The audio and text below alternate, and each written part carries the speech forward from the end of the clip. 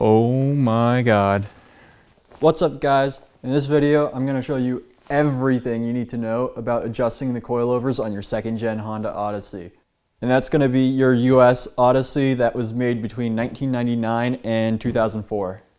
Now this is actually going to apply to multiple vehicles in the Honda lineup, mainly ones that use the same suspension setup. So your Acura MDX, Honda Pilot, and Honda Ridgeline are going to be very similar in adjustment, but don't take my word for it. I'm not entirely certain, but they do share a lot of parts. So if maybe you've done something in one of those and you don't really know how to adjust your suspension, follow along with this and you might be able to figure it out. If you've got one of those that's on coilovers or air suspension or anything like that, I want to hear about it in the comments because that shit's cool. Let's go ahead and get this in the air and take care of this.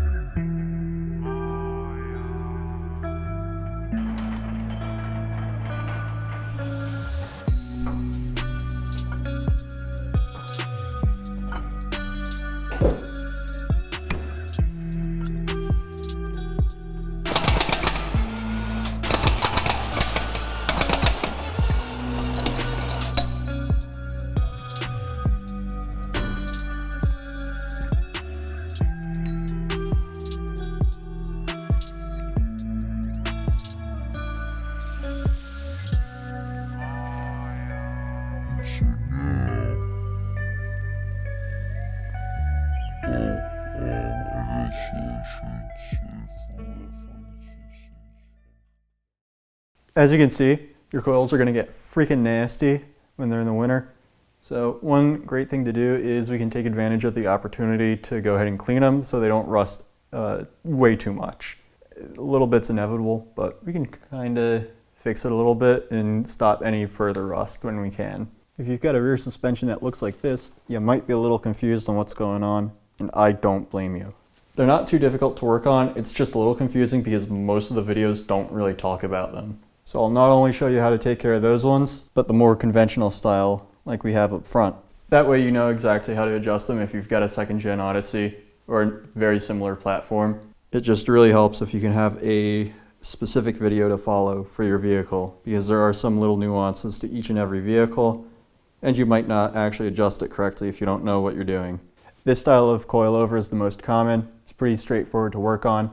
I'm going to show you how to do that real quick. Shouldn't take too long because there's not much to talk about. As with any kind of coilover, first thing we want to do is make sure we detach all the delicate stuff.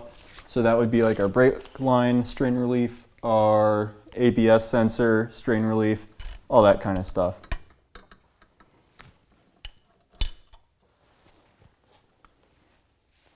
The last thing to remove on here is the sway bar end links. On this specific platform, they're an adjustable length. I'm going to show you how to adjust those a little bit later on. The best way to take them off is just to try to use an impact wrench, and that'll zip the nut off without twisting the ball joint inside of it. However, if you do run into a problem with that, if you can't get them separate, you can actually just unscrew the adjustable link and it'll just come apart. Okay, that's basically detached at this point. It's a little weird because I haven't detached the other side yet. So once we do that, it'll be completely freed. With everything detached that we need to, let's go ahead and start taking a look at some of our adjustments that we need to make. The first thing that we're going to take a look at is our preload. In order to take care of this, we're going to need both of our coil wrenches so that we can separate these locking collars and loosen the spring. It's also going to help to take a mallet.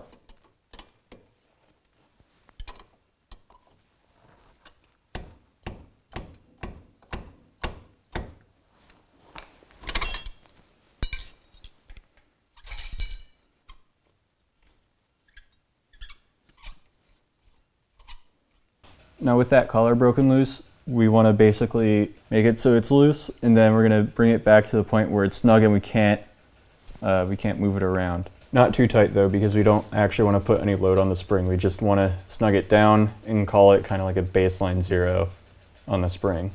Okay, that's good. So there's no play. Well, a little bit. Well, just a little more.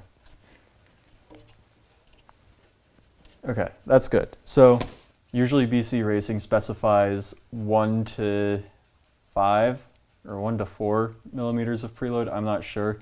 I'm going to run 4 millimeters. And so this is going to be our baseline measurement. We can see that it is approximately 8.5 inches.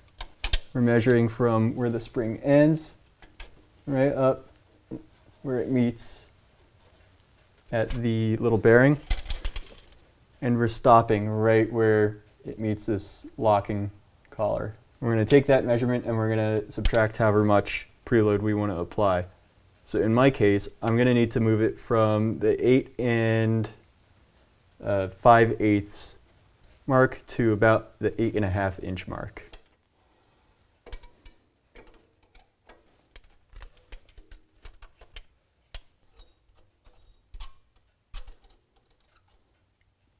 You can see how I put the two locking collars together, and I made sure not to move the upper one that the spring is resting on. We're going to make sure that we use both wrenches and tighten it down without adjusting that preload much.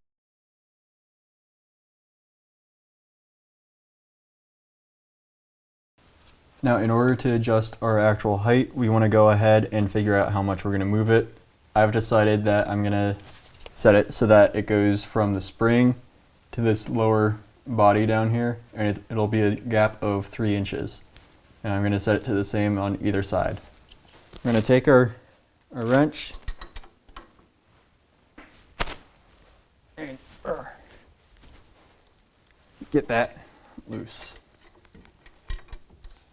It might take a little bit of work, especially if yours are all kind of gummed up with stuff. Okay, so what we're doing to fix this is we're just simply using this collar or this wrench up here, and we're just kind of using this to get a good grip to keep this from spinning.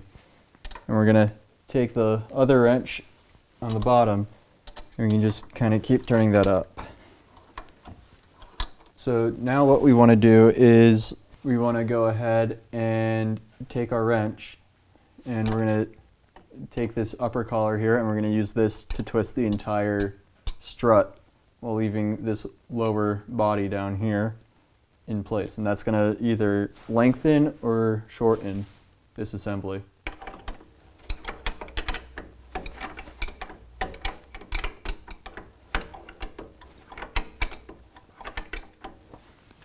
Now notice how it's not changing the preload, because we're just spinning on the bearing at the top of the strut, and all we're doing is it's all just spinning with this strut. That's how we're actually changing the length here. Alright, and now that we've got it where we need height-wise, we can go ahead and start tightening down the lock nut for the lower body. And just like the others, we're going to want to make sure it is as tight as possible. Otherwise, it will come loose and you'll start hearing clunks, vibrations, a whole bunch of other nasty noises, and it can possibly throw off your adjustment and other stuff you don't want, such as possibly even falling apart.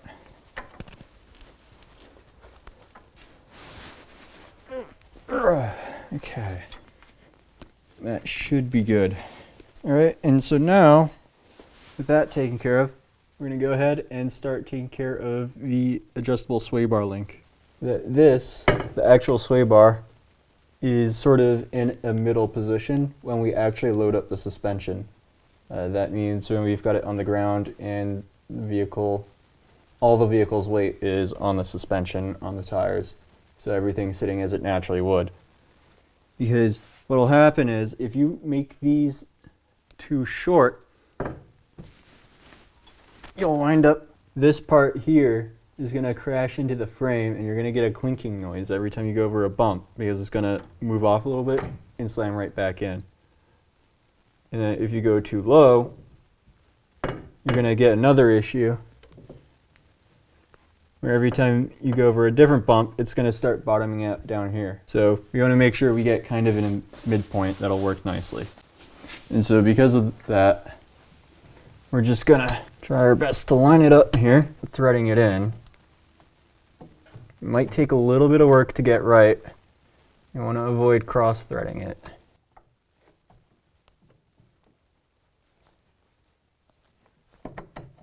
When we go lower, we need to make this end link longer because this mounting point is going to be higher up in the wheel well. If we go higher, we need to make it shorter because this mounting point is going to be lower in the wheel well.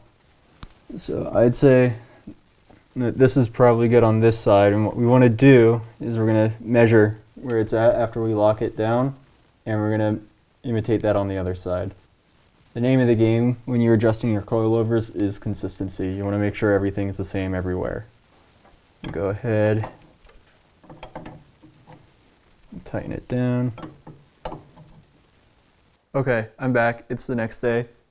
It took a little bit to take care of this one just because I've been filming it. It takes way longer when I'm trying to do this aesthetic filming.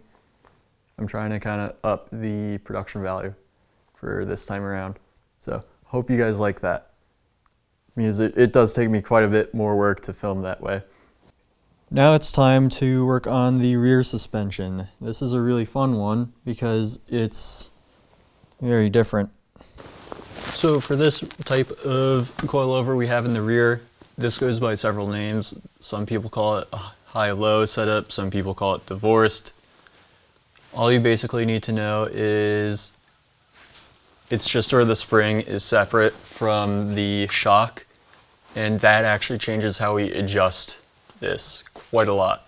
So it's really important you know how to do that because there's a lot of mistakes that you can make. I made mistakes when I first started working with this.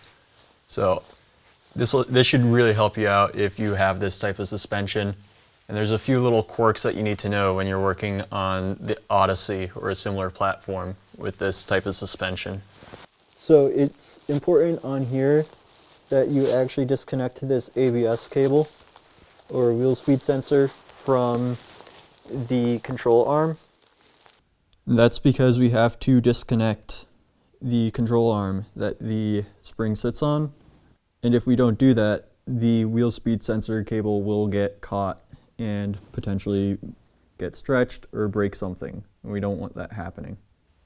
So these bolts on the wheel speed sensor cable harness bracket thing, whatever you want to call it, they are 10 mils and they're prone to rusting, so don't be surprised if they shear. On my passenger side, I did that earlier. That sheared the final bolt that I had left over there. So it is not uncommon for these to shear.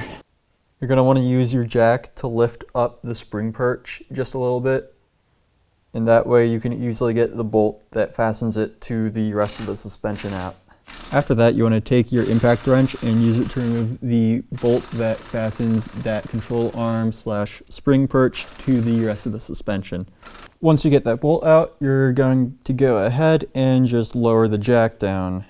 We're going to do that nice and slowly just to make sure nothing breaks loose on us.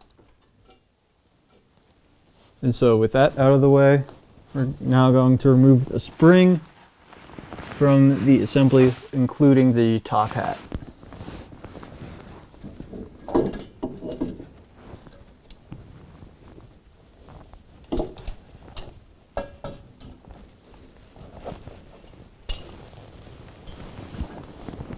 Okay, once you get the spring out, you're going to take your top hat, which is this looking thing right here. And this is actually what adjusts the height in your rear. It's a little weird because you're used to adjusting the collars for the spring being the preload. However, the way this works out, the spring determines the height. And then afterwards, you center the shock based on where this is once you give it enough preload and I'll show you how you take care of that in a little bit. But for now, let's go ahead and adjust the height. Okay, we got the top head adjusted how we want, and what we're going to do, make sure that you put this little washer that they include on there, and on top of that, you want to make sure you use this little rubber boot that was on the car originally. And that goes on the very top. And that goes between the top hat and the frame of the car where the spring rests at the top side. Our finished spring should look something like this. And this goes up at the top. This goes down at the bottom, and I'm going to show you how this goes back in because there's a couple important notes. Now when you put the spring back in, you're going to want to make sure you align it in this perch a very certain way. Notice how it is deeper here than it is right here. You're going to want to make sure the end of the spring sits right here, right? Because it kind of coils down like a helix, and this is where you want the spring to end. Otherwise, it'll kind of shimmy around and you won't get an even setting between the left and the right hand side.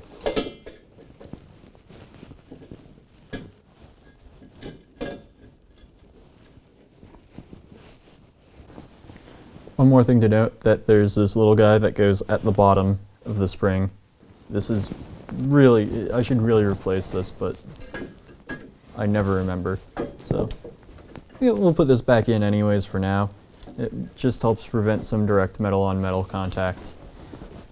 With our spring back in the perch, we're going to go ahead and use the jack to line the control arm back up so that we can fasten it to the rest of the suspension again.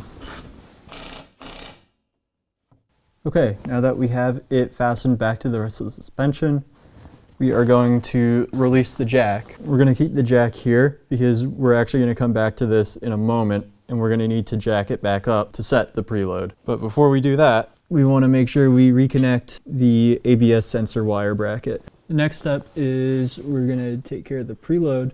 So what we want to do is we want to first break our locking collar loose. What we do is we're going to go ahead and detach the strut. On the Odyssey here, it's easiest to detach the top. A lot of people say to take off the bottom and then adjust it. However, on here, because of the way it's set up, if you've ever worked on these, you'll understand it's a lot easier to detach the top. With that taken care of, we're going to go ahead and make sure that there's nothing on the spring. And we're going to take our jack, and once we've got it touching the suspension but not lifting it, we're going to start measuring how far we go up. I'm just going to eyeball it here because I'm not looking for exact results.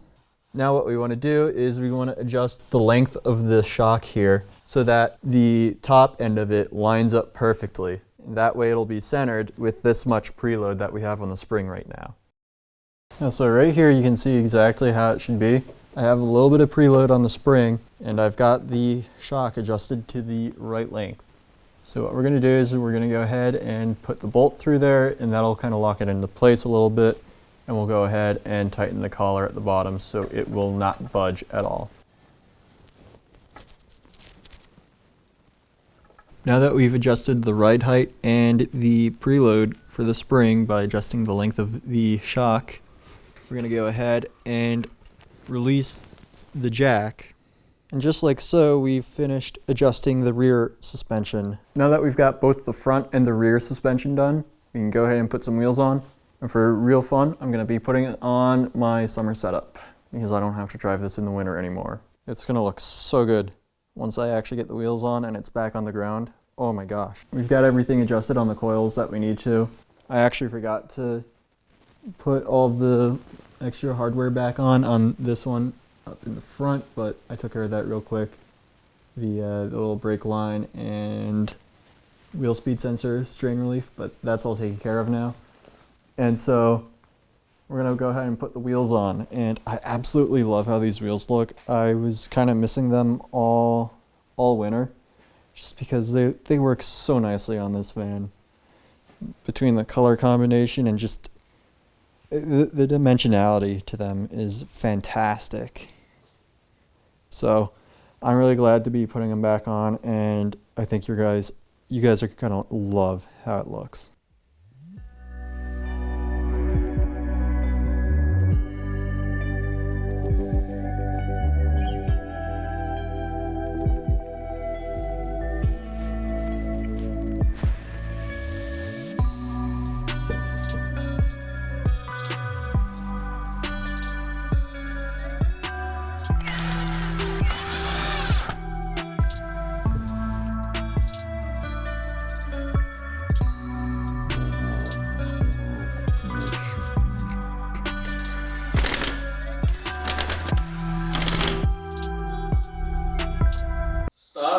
using ugga-duggas is not a valid unit of measurement. Stop.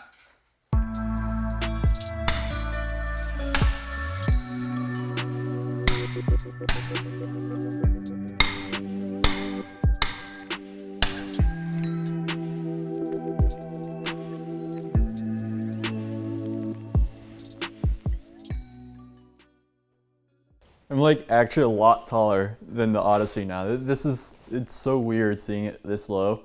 It all feels so weird, man. Like, look at this. Look, my shoulder is at the same height as the roof. And I'm 6 foot. So like, I'm not like, okay, maybe I'm a little tall, but I'm not tall. This is wild. If you want to see more van content like this, go ahead and subscribe. I'm making uploads every single week. I've also got a moped over there. I'm going to do a few uploads on that every now and then too. It's got some really cool stuff going on. Not a whole lot all the time, but sometimes you'll see that. But most of the time it's going to be the Odyssey here. Onward, my trusty steed. Yeah.